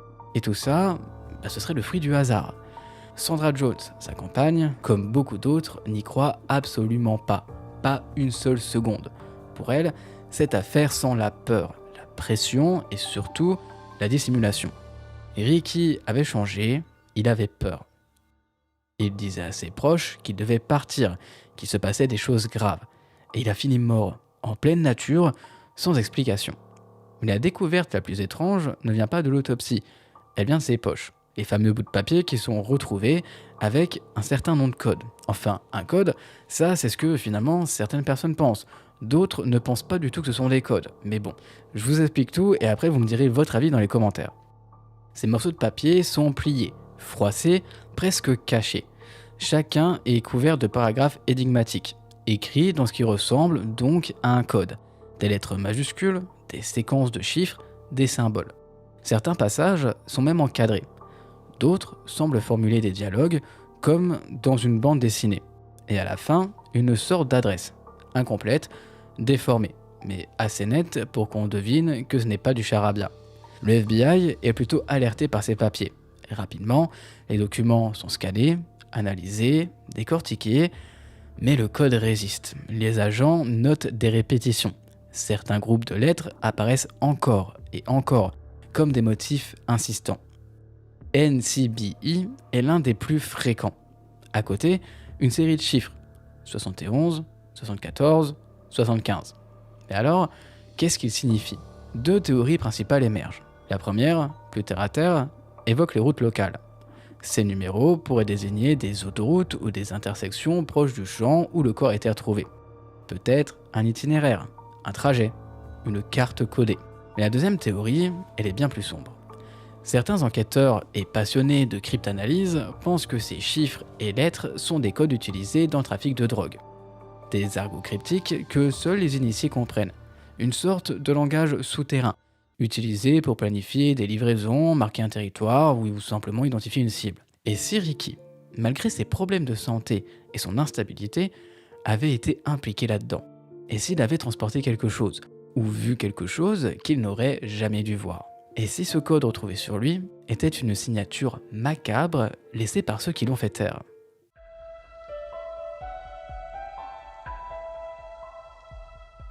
Mais l'affaire prend alors un nouveau tournant, encore une fois, encore plus déroutant. Au fil des mois, plusieurs experts s'accordent sur un point troublant. Et si ce code n'était finalement pas un code? Certains pensent qu'il ne s'agit peut-être que d'un enchevêtrement de lettres et de chiffres sans aucune logique, une sorte de charabia inventé totalement dénué de sens. D'autres y voient un calendrier de médicaments, une hypothèse cohérente compte tenu de l'état de santé de Ricky. Plus étonnant encore, certains suggèrent qu'il pourrait s'agir de références à des pièces automobiles ou d'un jargon technique qu'il aurait utilisé dans un autre contexte. Mais une troisième hypothèse, plus intime, plus singulière, attire peu à peu l'attention. Et si le code venait de Ricky lui-même? Après tout, Ricky n'entrait dans aucune case. Bien qu'il n'ait jamais vraiment maîtrisé la lecture ou l'écriture, il avait un esprit vif, créatif, voire même surprenant. Sa famille se souvient qu'il inventait des histoires étranges, délirantes, pleines de détails absurdes. Des récits farfelus qu'il livrait avec une conviction presque enfantine. C'était un conteur, un de ceux qui vivent dans un monde parallèle, accessible à eux seuls. Et s'il avait finalement développé au fil des ans son propre langage, une sorte de code personnel que lui seul pourrait comprendre. Un raccourci entre sa pensée et le papier. S'il avait pris par exemple, admettons, l'habitude d'écrire de cette manière, alors déchiffrer ses notes serait presque impossible pour quiconque, sauf lui-même. Et malheureusement, il est décédé. Et si dans ces derniers instants, Ricky avait tenté de raconter sa propre histoire, une confession codée, un appel à l'aide, un message perdu dans un langage que lui seul maîtrisait. Les feuilles retrouvées sur lui ne ressemblaient à rien de connu. Les enquêteurs, ça, ils l'ont vite compris. C'était désordonné, chaotique, illogique en apparence, et des lignes de lettres majuscules, de chiffres et de ponctuation inhabituelles. Aucun schéma évident, aucun mot reconnaissable. Les policiers ne pouvaient ni les lire, ni les interpréter, et personne à l'époque n'a été capable de faire mieux. Alors ces morceaux de papier deviennent un indice. Certes, mais un indice qui soulève plus de questions qu'il n'apporte de réponses. Le mystère prend une nouvelle dimension quand la police décide de transmettre les 2 pages de l'FBI. Et là, même la famille de Ricky n'est pas informée. Pendant 12 longues années, les feuilles restent complètement confidentielles, enfermées dans les tiroirs de la division de cryptanalyse du FBI. 12 années de silence, 12 ans de tentatives. Les meilleurs cryptanalystes du pays s'y sont même penchés, sans succès. En mars 2011, le FBI change finalement de stratégie. Ils rendent publiques les 2 pages. L'affaire est déjà devenue une curiosité nationale, l'un des mystères les plus fascinants jamais rencontrés. Le bureau espère alors qu'un œil neuf, quelque part dans le monde, pourrait enfin y voir ce que eux n'ont jamais su déchiffrer. Mais l'échec est total, encore une fois. C'est à ce moment-là que Dan Olson, responsable de l'unité de cryptanalyse et des dossiers de raquettes du FBI, entre en scène. Face caméra, il lance un appel à Internet. Il invite tous les passionnés, tous les codebreakers, tous les curieux à se pencher sur les 2 pages, à analyser chaque symbole, chaque ligne, chaque irrégularité. Il espère que quelque part, une personne pourra y voir un motif, une logique ou encore une faille. Et encore aujourd'hui, le silence reste total. Alors, vous pouvez éventuellement, vous, de votre côté, tenter de déchiffrer ce code si cela vous amuse, d'essayer de trouver des indices, quelque chose de cohérent, et peut-être que vous serez la personne qui réussira à résoudre ce mystère. Mais je vous souhaite évidemment bon courage. Cependant, le FBI ne voulait pas seulement que le public examine les notes isolément. Ils ont demandé si quelqu'un connaissait d'autres messages écrits par Ricky de son vivant, dans l'espoir de trouver des exemples qui pourraient pourquoi pas aider à comprendre le code ou offrir un contexte. Ils ont expliqué que même une simple liste d'épicerie ou une lettre d'amour pourrait explorer la façon dont fonctionnait son chiffre. La publication des notes a provoqué une réponse massive. En seulement 2 ans, plus de 7000 analyses et commentaires ont été reçus, incitant le FBI à créer une page web dédiée pour centraliser les réponses. Même l'American Cryptogram Association, un groupe de passionnés de décryptage, a été contacté pour aider. En 2009, le puzzle a été présenté lors de la convention annuelle du groupe à Niagara Falls, et malgré leurs efforts, ils n'ont pas trouvé de solution. En 2012, la famille de Ricky a également exprimé sa frustration face aux affirmations du FBI, selon lesquelles Ricky aurait écrit des messages codés toute sa vie. Ils ont nié avec véhémence que ce dernier ait laissé des notes cryptées, affirmant qu'il écrivait certes parfois des bêtises, mais n'avait jamais été un briseur de code, mais n'avait jamais été du genre à écrire des codes. Malgré ces déclarations, le FBI a pourtant maintenu sa position. Il pensait que les notes avaient bien été écrites par Ricky en raison de leur structure et de certains éléments comme des cercles autour des segments, suggérant qu'il s'agissait de rappels personnels plutôt que d'une lettre destinée à quelqu'un. Aujourd'hui, le site du FBI qui héberge les photos des notes reste actif. Depuis 2011, des milliers de personnes ont essayé de déchiffrer le code, mais le mystère demeure. Beaucoup pensent que les notes contiennent des informations sur des véhicules, des transactions de drogue ou des adresses, mais après plus de 2 décennies, l'énigme n'est toujours pas résolue. Alors que le temps passe, les secrets de Ricky continuent de se dérober à ceux qui tentent de les percer, et l'on se demande si ce mystère sera un jour résolu, ou si la vérité restera à jamais enfuie dans les codes qu'il a laissés derrière lui. Et c'est de cette manière que s'achève cette affaire. Malheureusement, on n'a pas de coupable, même si beaucoup ont une idée de qui pourrait bien être derrière le meurtre de ce dernier, surtout que celui-ci n'avait aucun problème avec personne, donc qui aurait bien pu s'en prendre à lui?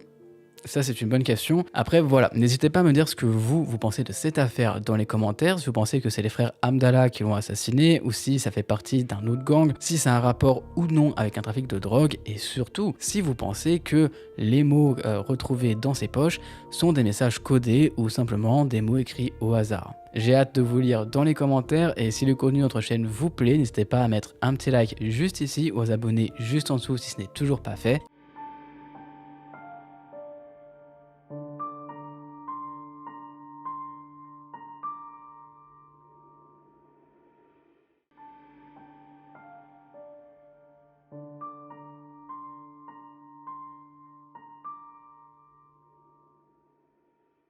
Valeria Marquez, une étoile montante des réseaux sociaux au Mexique, a tragiquement perdu la vie le 13 mai dernier dans son propre salon de beauté situé à Zapopan dans l'état de Jalisco. Elle n'avait que 23 ans. C'était une jeune influenceuse mexicaine en pleine ascension et elle incarnait la perfection de cette génération ultra connectée. Elle était ambitieuse, profondément enracinée dans les réalités culturelles de son temps.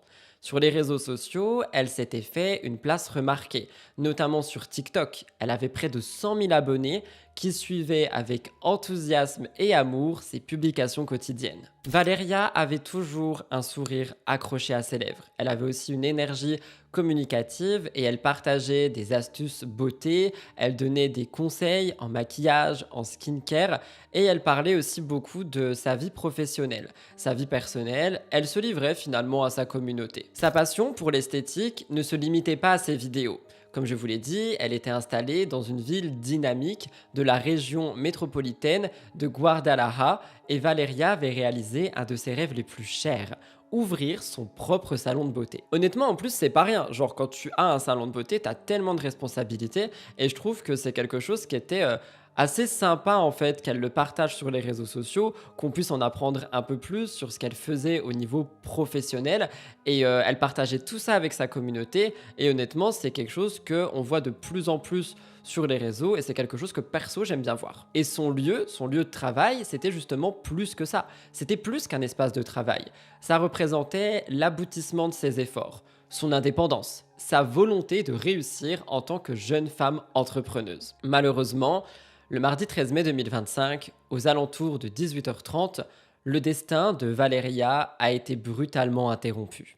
Elle réalisait une vidéo en direct sur TikTok, donc un live, depuis son établissement de travail, et un homme armé pénètre dans le salon. Sans avertissement, il ouvre le feu à plusieurs reprises. Elle est atteinte de plusieurs balles, elle s'effondre et elle est grièvement blessée. Malgré l'intervention des secours, elle n'a pas survécu à ses blessures. Je vais y revenir un petit peu plus tard dans la vidéo, mais je vous parle d'un live ici. Et vous allez peut-être vous poser la question, mais attendez, elle a été tuée en plein live? Et la réponse est oui. J'ai vu des vidéos extraites de ce live qui circulent sur les réseaux sociaux où on voit Valeria et d'un coup, on la voit morte. C'est-à-dire qu'on la voit en train de tomber de sa chaise, s'effondrer. Franchement, c'est une vidéo qui est extrêmement choquante et par conséquent, j'ai pris la décision de ne pas vous la mettre au montage, déjà par respect pour elle, par respect pour sa famille et parce que malheureusement, elle tourne sur plein de réseaux.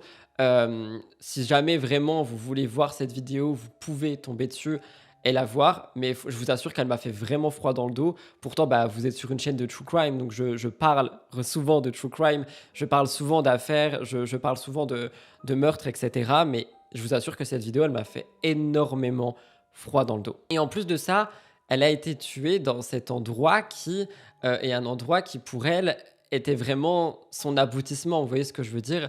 Et je sais pas, je trouve que ça rajoute beaucoup de côté dramatique à ce qui s'est passé. Le parquet de l'État de Jalisco a confirmé qu'elle a été tuée sur le coup, sous les yeux impuissants des internautes qui assistaient en direct à cette scène ultra violente. C'est un moment qui est tragique et qui a été enregistré par le téléphone qui filmait son live. Et ça a choqué tous les internautes, que ce soit au Mexique ou à l'étranger. La séquence, elle a été largement relayée sur les réseaux dans un premier temps. Heureusement, elle a été retirée de certaines plateformes pour des raisons évidentes de respect et de dignité. Cependant, je ne vais pas vous mytho, quand j'ai fait mes recherches vendredi 16 mai pour cette affaire, j'ai trouvé la vidéo partout. Et du coup, je me dis qu'elle a été re-upload, qu'il y en a qui sont passés entre les mailles du filet, que tout est bon pour faire quelques vues. Mais honnêtement, je comprends même pas comment est-ce qu'on peut partager cette vidéo. Bref, la disparition brutale de Valeria Marquez laisse un vide immense dans le cœur de ses proches, de ses abonnés et de toutes celles et ceux qu'elle inspirait. Elle restera dans les mémoires comme une jeune femme lumineuse, pleine de projets, dont la vie a été retirée pendant son ascension. Donc ça, c'était vraiment pour vous raconter les faits en tant que faits divers. Mais je vais aussi un petit peu vous parler de ce qui a pu se passer au niveau d'elle, c'est-à-dire qui elle était, son ascension, son côté sur les réseaux sociaux et est-ce que quelqu'un aurait pu l'en vouloir en fait? Pourquoi est-ce que ceci s'est produit? Parce que là, au moment où je vous dis ces mots et au moment où je vous parle, moi je me mets en retrait un petit peu et je me dis pourquoi en fait? Pourquoi est-ce que quelqu'un est rentré dans son salon de beauté et a décidé de lui tirer plusieurs balles à bout portant, la tuant, sachant qu'elle était en plus en live et que ça se voyait? Enfin, il y a forcément quelque chose en dessous. Mais j'ai envie de vous parler d'elle avant pour rendre hommage et rester dans le respect évidemment.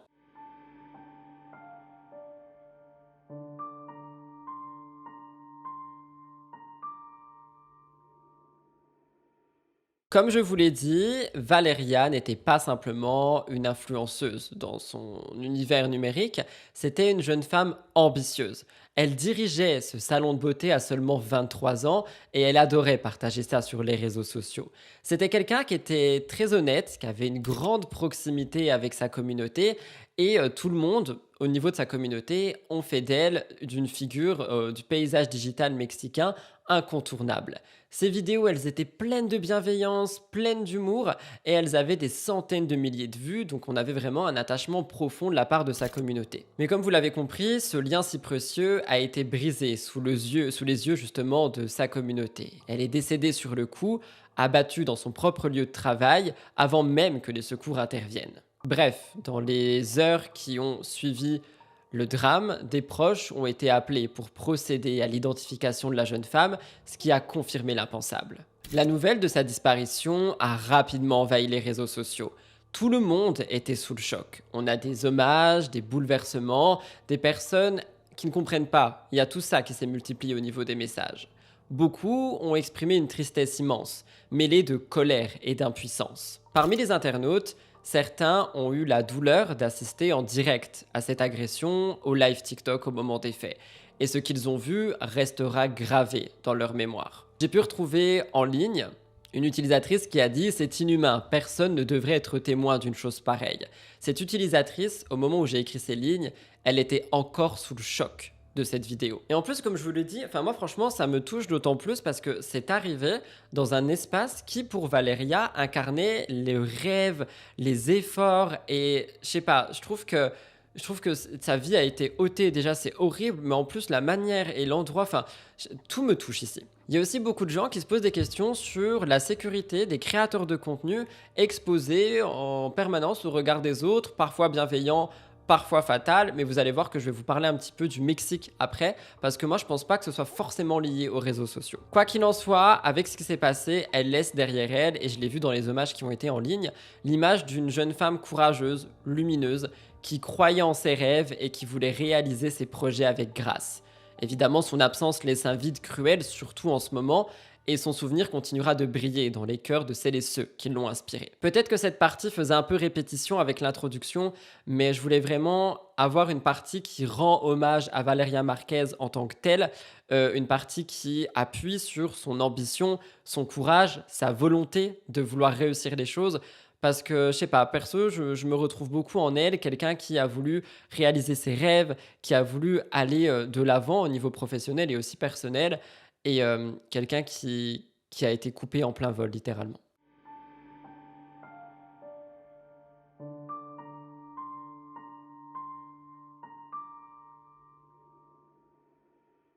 48 heures après le drame, le Mexique est toujours sous le choc et les autorités peinent encore à faire toute la lumière sur les circonstances exactes et le mobile de l'assassinat de Valeria Marquez.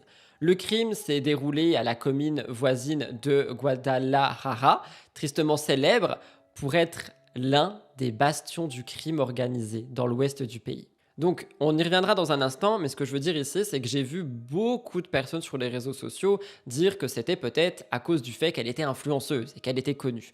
Moi, je pense que ça peut aller plus loin que ça et qu'on peut vraiment parler du Mexique en tant que tel. Malgré les premiers éléments recueillis, l'enquête reste ouverte et entourée de zones d'ombre. Le parquet de l'État de Jalisco a rapidement qualifié l'affaire de féminicide, un terme qui désigne le meurtre des femmes en raison de leur genre. Un fléau qui est malheureusement beaucoup trop courant au Mexique. Il y a plusieurs centaines de femmes qui se font tuer chaque année dans un climat qui est littéralement d'impunité. Parallèlement, la vidéo qui a été sur TikTok a été visionnée des millions de fois avant d'être retirée. Ce contenu choquant a créé une vague d'indignation sur les réseaux. Il y a beaucoup de gens qui ont dit que 1. Il y avait la violence de l'acte, 2. La facilité avec laquelle ces images elles circulent en ligne, sans filtre, sans protection pour les spectateurs, pour la mémoire de la victime, pour le respect de sa famille. Enfin, vous voyez ce que je veux dire? C'est vrai qu'il n'y avait rien par rapport à ça. Juste la vidéo, elle a circulé, circulé et circulé. L'enquête, elle poursuit. Il y a des policiers qui sont en train de se poser des questions, mais la principale est celle-là. Valeria a été-elle prise pour cible en raison de sa notoriété grandissante et du coup des gens lui en auraient voulu, ou alors de son activité professionnelle, ou malheureusement a-t-elle été, je déteste ce terme, mais une victime collatérale d'un climat de violence beaucoup plus large au Mexique? Pour l'heure, aucune piste n'est écartée, et la pression ne cesse de croître pour que justice lui soit rendue. Autre chose que j'ai vu, le jeudi 15 mai, les autorités ont voulu clarifier certains éléments de l'enquête qui ont largement alimenté une rumeur publique. Le parquet de l'État de Jalisco a affirmé qu'à ce stade, aucun élément concret pouvait dire que Valeria était en lien, enfin du moins que son meurtre était en lien avec un ex-compagnon qui serait supposément affilié au cartel Jalisco Nueva Generación, un des groupes criminels du pays qui est le plus puissant et le plus violent. C'est vrai que Valeria, d'après ce que j'ai pu lire en ligne, aurait eu, donc je ne sais même pas si c'est vrai, hein, une relation avec un homme de ce cartel. Un homme qui pourrait être très dangereux et par conséquent, des gens se disent que vu que c'est son ex, peut-être qu'il n'a pas supporté sa notoriété, peut-être qu'il n'a pas supporté quelque chose qu'on ne sait même pas et qu'on ne peut même pas douter et que par conséquent, il est allé dans ce salon de beauté et qu'il lui a fait du mal. Mais cette mise au point faite par les autorités, elle a été là parce qu'il y a plusieurs articles qui ont été publiés au moment de sa mort dans les médias mexicains qui évoquaient la possible implication de cet homme, un homme présenté comme l'ancien petit ami de Valeria et surtout comme l'un des cadres du CGNG. Donc ce que je vous ai dit là, ce cartel. Les allégations, elles ont été largement relayées sur les médias sociaux, notamment par la communauté de Valeria, et ça a contribué à brouiller davantage toutes les pistes de cette affaire qui est déjà marquée par une violence inouïe, une émotion populaire et surtout, j'ai envie de dire, malheureusement, beaucoup de zones d'ombre. Dans le sillage de cette rumeur, une autre jeune femme qui a été visible dans la vidéo de l'agression a été prise pour cible en ligne. Il y a des internautes qui l'accusent de complicité en raison d'une phrase qu'elle aurait prononcée juste avant l'attaque, demandant à Valeria de ne pas quitter le salon de beauté. Les enquêteurs ont pris connaissance de cette séquence, mais ils ont dit qu'il n'y avait aucune preuve tangible qui permettait de tirer des conclusions hâtives ou d'incriminer cette personne. Mais c'est vrai qu'en ligne, il y a eu vraiment j'ai pas envie de dire un déferlement de haine, mais un déferlement de questions sur cette personne qui demande à Valeria de ne pas quitter le salon de beauté. Pourquoi? Est-ce que cette personne savait quelque chose? Est-ce que cette personne est complice? L'enquête nous le dira certainement. Mais je voulais quand même parler du Mexique, avec le système judiciaire qui est défaillant, je trouve. La grande majorité des homicides, en particulier les féminicides, ne donnent lieu à aucune condamnation. Selon diverses organisations de défense des droits humains, le taux d'impunité dépasse souvent les 90%. Et donc évidemment, ça nourrit un sentiment d'injustice permanent et une défiance croissante envers les institutions du Mexique. Dans le cas de Valeria, l'opinion publique espère que cette affaire ne viendra pas rallonger la liste des crimes non élucidés. Mais au-delà de la recherche de la vérité, c'est aussi un cri collectif qui est là. Celui d'une société lassée d'assister impuissante à l'effacement brutal de jeunes vies, de vies brillantes et prometteuses comme celle de Valeria. Bon, avant de revenir un petit peu sur ce qui est sorti dans les médias au niveau de ce meurtre en ligne, ici vous avez vu qu'on a quand même quelques pistes. Le ex-petit ami qui pourrait être lié à ça, et aussi la potentielle complice de ce crime qui a demandé à Valeria de ne pas quitter l'endroit. On est quand même sur des petites pistes qui pour le moment, au moment où j'ai écrit la vidéo, n'ont pas mené à grand chose. Cependant, on a quand même des médias qui ont pris la parole et ça je trouve que c'est intéressant et je voulais vous en faire part.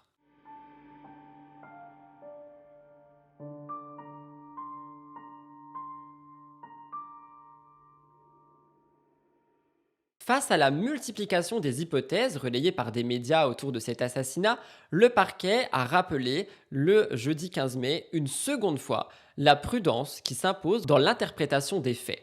J'ai pu lire, devant des versions journalistiques qui désignent directement des responsables présumés, le parquet précise qu'il n'y a jusqu'à présent, dans le cadre de l'enquête en cours, aucun signalement formel visant une personne en particulier. Malheureusement, comme dans une majorité de cas similaires au Mexique, les perspectives judiciaires restent floues. Le pays affiche un taux alarmant d'impunité, comme je vous l'ai dit, encore plus de féminicides. Par conséquent, beaucoup se posent la question. Quoi qu'il en soit, ce que j'ai lu également, c'est que sur le terrain, les agents poursuivent l'enquête. Jeudi, 2 jours après les faits, on a des inspecteurs qui ont réalisé des enquêtes de voisinage autour de son salon où s'est déroulé le crime, qui d'ailleurs, lui, est désormais placé sous scellé. Un correspondant qui était présent sur les lieux a constaté une atmosphère tendue dans le salon. Peu de riverains ont d'ailleurs pu, ou même peut-être voulu, livrer des informations. Il y a quelqu'un qui a dit qu'elle venait toujours seule dans le salon de beauté, alors qu'apparemment, là, elle ne l'était pas. Il y a quelqu'un qui a dit qu'ils n'ont rien entendu. Donc, apparemment, il y a quand même beaucoup de zones d'ombre. Ou alors, des gens ne veulent pas parler. Et ça, c'est ma théorie à moi. Je me dis que si c'est lié à l'ex-petite amie qui ferait partie d'un cartel très dangereux, si des personnes parlent, elles sont potentiellement mises en danger aussi. Surtout si, comme je vous l'ai dit, les témoins sont des femmes et que si elle leur arrive quelque chose, ça pourrait être impuni. Le pire dans tout ça, c'est qu'au moment du meurtre, elle était donc dans son salon. D'ailleurs, je vous ai même pas dit son nom. Le salon s'appelle Blossom et elle l'avait inauguré en août de l'année précédente. C'est un salon qui était lié dans une zone commerciale, donc de Zapopan, une banlieue paradoxale, à la fois huppée mais aussi minée par cette violence. Et c'était un lieu qui représentait donc son rêve, comme je l'ai dit, sa passion et son indépendance. C'est peut-être pour ça que beaucoup disent qu'elle y allait souvent seule, qu'elle voulait rester seule. Peut-être qu'elle était en mode c'est mon endroit, je suis fier de moi, je veux vraiment que ça soit chez moi. On a aussi le maire de Zapopan qui a indiqué qu'à sa connaissance, Valeria n'avait jamais fait état d'aucune menace ou d'inquiétude particulière. Apparemment, aucun signal d'alarme n'aurait donc permis d'anticiper l'attaque qui lui a coûté la vie. Et c'est une tragédie qui est encore plus brutale parce qu'on se rend compte que même si on fouille un peu, on n'a aucun avertissement. On n'a rien en fait, on n'a rien qui peut nous dire que quelqu'un lui aurait voulu lui faire du mal, que quelqu'un lui en aurait voulu pour une telle raison. On sait juste qu'on était sur une influenceuse qui incarnait réussite, créativité et espoir dans une nouvelle génération mexicaine. Est-ce que c'est ça qui a fait que? Je sais pas. Moi, je reste persuadé de cette piste de l'ancien petit ami. Vous me direz ce que vous en pensez aussi. Selon les images du live TikTok qui ont été vraiment beaucoup analysées, les enquêteurs ont dit que apparemment on aurait entendu un homme hors champ qui s'adresse à elle avec une voix amicale, presque joviale, lui disant «Tu es Valeria?» Ce serait un ton faussement détendu, étant donné qu'elle répond oui en tournant la tête. Son regard est d'abord neutre et ensuite on voit qu'elle est inquiète. Elle interrompt le fait de parler du live et quelques secondes plus tard, on entend les 3 coups de feu. Valeria s'effondre et on voit une main qui apparaît dans le cadre et qui interrompt le live TikTok. Alors ici, avec toutes les données qu'on a et l'analyse qu'on peut en faire, on peut se rendre compte que cet homme est certainement le coupable. Je dis certainement parce qu'il y a aussi cette personne qui était là et qui lui a demandé de ne pas quitter le salon, qui pourrait être complice. Mais moi, je pense que c'est cet homme le coupable qu'il a voulu être faussement ami. Donc, elle a souri, en mode peut-être c'est un abonné ou j'en sais rien. Et ensuite, il a dû sortir son arme, ce qui fait qu'elle a eu le regard inquiet. Et la suite, je vous l'ai déjà raconté. Et dans ce cas-là, c'est soit quelqu'un, selon moi, hein, qui a été commandité par son ex-petite amie, sinon elle l'aurait reconnu tout de suite, soit effectivement, ça peut être lié aux réseaux sociaux et on est sur une rencontre abonnée, qui ne serait peut-être pas du tout un abonné du coup, qui aurait mal tourné. Et avant ça, elle apparaissait détendue, souriante, elle avait en plus un beau débardeur, elle venait de recevoir une petite peluche qui a été déposée par un coursier. C'est une scène qui est ultra banale, mais qui a éveillé un soupçon d'inquiétude. D'ailleurs, c'est vrai que maintenant que j'y pense, j'allais le dire avec la peluche. Il y a quelque chose qui est aussi assez bizarre, c'est qu'elle s'est fait livrer cette peluche par un livreur qui voulait à tout prix lui remettre en main propre pendant le tournage de son live, et elle avait dit pour rire, ils vont m'enlever ou quoi. Et après elle disait peut-être qu'ils vont même me tuer. Évidemment, elle le disait avec ironie, genre c'était en mode pourquoi est-ce que le livreur il veut à tout prix venir me remettre cette peluche en main propre. Et c'est vrai qu'avec du recul, on peut se dire que encore une fois, ça se trouve on était sur un complice. Peut-être qu'on était sur quelqu'un qui était complice de ce meurtre, qui voulait s'assurer qu'elle était là. Je sais pas, c'est très bizarre tout ce qui se passe. Mais c'est vrai que cette peluche, elle a fait beaucoup parler et qu'il y a eu beaucoup d'inquiétudes en mode pourquoi est-ce que le livreur a voulu lui donner en main propre. Qu'est-ce que c'est que ça? Au Mexique, quand on est influenceur sur les réseaux sociaux, la visibilité peut parfois devenir un danger. Ces dernières années, plusieurs influenceurs ont été assassinés, certains soupçonnés d'être en lien direct ou indirect avec des crimes organisés. On pouvait notamment lire sur les médias, je cite, «Ils sont devenus une pièce supplémentaire dans l'engrenage de la structure du crime organisé. En fait, une présence numérique accrue, une exposition constante, une richesse visible, tous ces éléments peuvent malheureusement attirer une attention mortelle.» Dans le cas de Valeria Marquez, au moment où j'ai écrit, l'enquête reste ouverte. Les zones d'ombre sont nombreuses, les pistes sont multiples, mais une chose est sûre. Au moment où elle pensait divertir, enseigner, partager, elle filmait sans le savoir ses propres derniers moments de vie. Une fin tragique, absurde, qui rappelle avec violence à quel point au Mexique, la frontière entre notoriété et vulnérabilité est souvent très fine.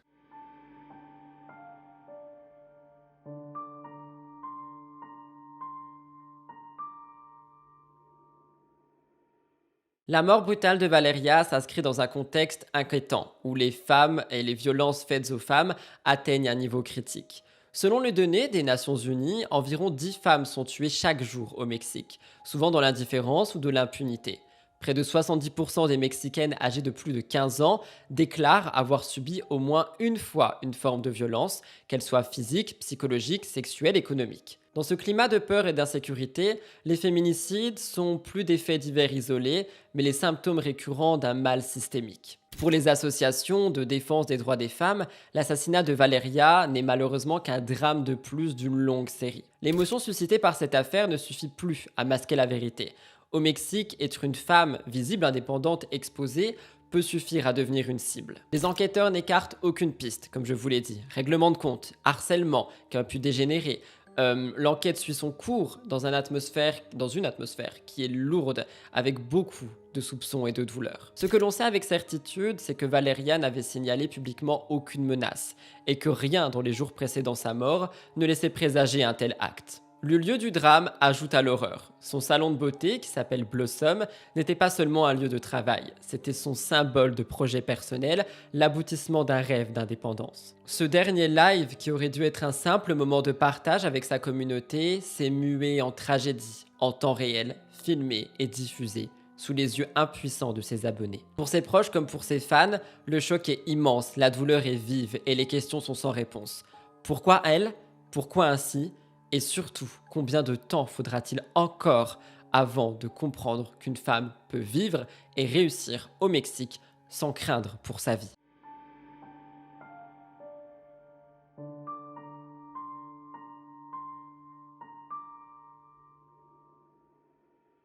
Aujourd'hui, l'enquête suit son cours, mais les réponses tardent à venir. Le mobile reste flou, les responsables inconnus et l'émotion est toujours là. Valeria rêvait d'indépendance, de réussite et de beauté, ainsi que de lumière. Elle a été réduite au silence, en plein cœur de son propre univers. Une question que personne ne peut éluder. Combien de Valeria faudra-t-il encore avant que les choses changent vraiment? Voilà tout le monde pour cette enquête fait divers sur Valeria Marquez, cette affaire qui a littéralement fait énormément de bruit dans les médias et que j'ai beaucoup voulu vous remettre dans l'ordre pour vous en parler. Alors, si vous voulez mon avis sur tout ce qui se passe, moi je vais pas vous mentir, je pense sincèrement à les soupçons d'un ancien petit ami qui a peut-être lié d'autres personnes pour lui faire du mal. Franchement, c'est quelque chose qui est grave possible si réellement elle a eu un ex qui est mêlé au cartel, etc., etc.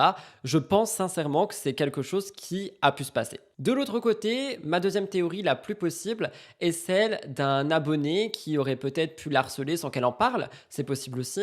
Quelqu'un qui lui voulait du mal sans le dire véritablement, mais bref, une connexion finalement avec le monde virtuel. Je pense que c'est possible. On a déjà vu des cas comme ça. Malheureusement, ça arrive encore plus, je pense. Enfin, les facteurs peuvent se décupler dans un endroit comme au Mexique où, comme je vous l'ai dit, les violences sont récurrentes, surtout dans la ville dans laquelle il y a son salon, Blossom, et surtout envers une femme. C'est triste, mais malheureusement, c'est statistique, comme je vous l'ai montré. Dans tous les cas, j'envoie tout mon soutien aux proches de Valeria, aux personnes qui ont vu les vidéos, qui ont assisté au live, etc. Parce que je pense que c'est quelque chose qui doit être très, très dur également à vivre. Et j'espère sincèrement que ça ira mieux. Au moment de mon tournage, il n'y a absolument rien. En plus, comme je suis en train de le voir sur Internet, il n'y a pas d'éléments supplémentaires, il n'y a pas d'enquête supplémentaire. J'espère juste que cette enquête ne va pas passer sous le tapis et qu'elle ne va pas rester impunie et que peut-être justement, malheureusement, ça pourrait servir d'exemple pour faire en sorte que les féminicides diminuent au Mexique. J'en sais rien, mais j'ai envie de lancer ça ici. Dans tous les cas, voilà pour cette affaire. J'espère sincèrement qu'elle a pu vous intriguer, qu'elle était inédite pour vous, qu'elle a pu remettre les informations dans l'ordre et vous donner plein d'informations. Si c'est le cas, n'oubliez pas de liker et de commenter, ça aide énormément avec l'algorithme. Et comme je vous l'ai dit, en ce moment, il y a une petite baisse de vues à cause tout simplement des examens, des beaux jours, etc.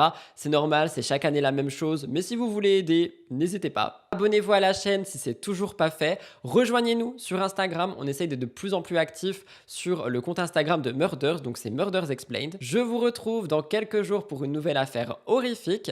Jusque-là, prenez grand soin de vous. Merci de m'avoir écouté jusqu'ici. C'était Rudy pour Murders Explained. Je vous embrasse et à très vite pour une nouvelle vidéo.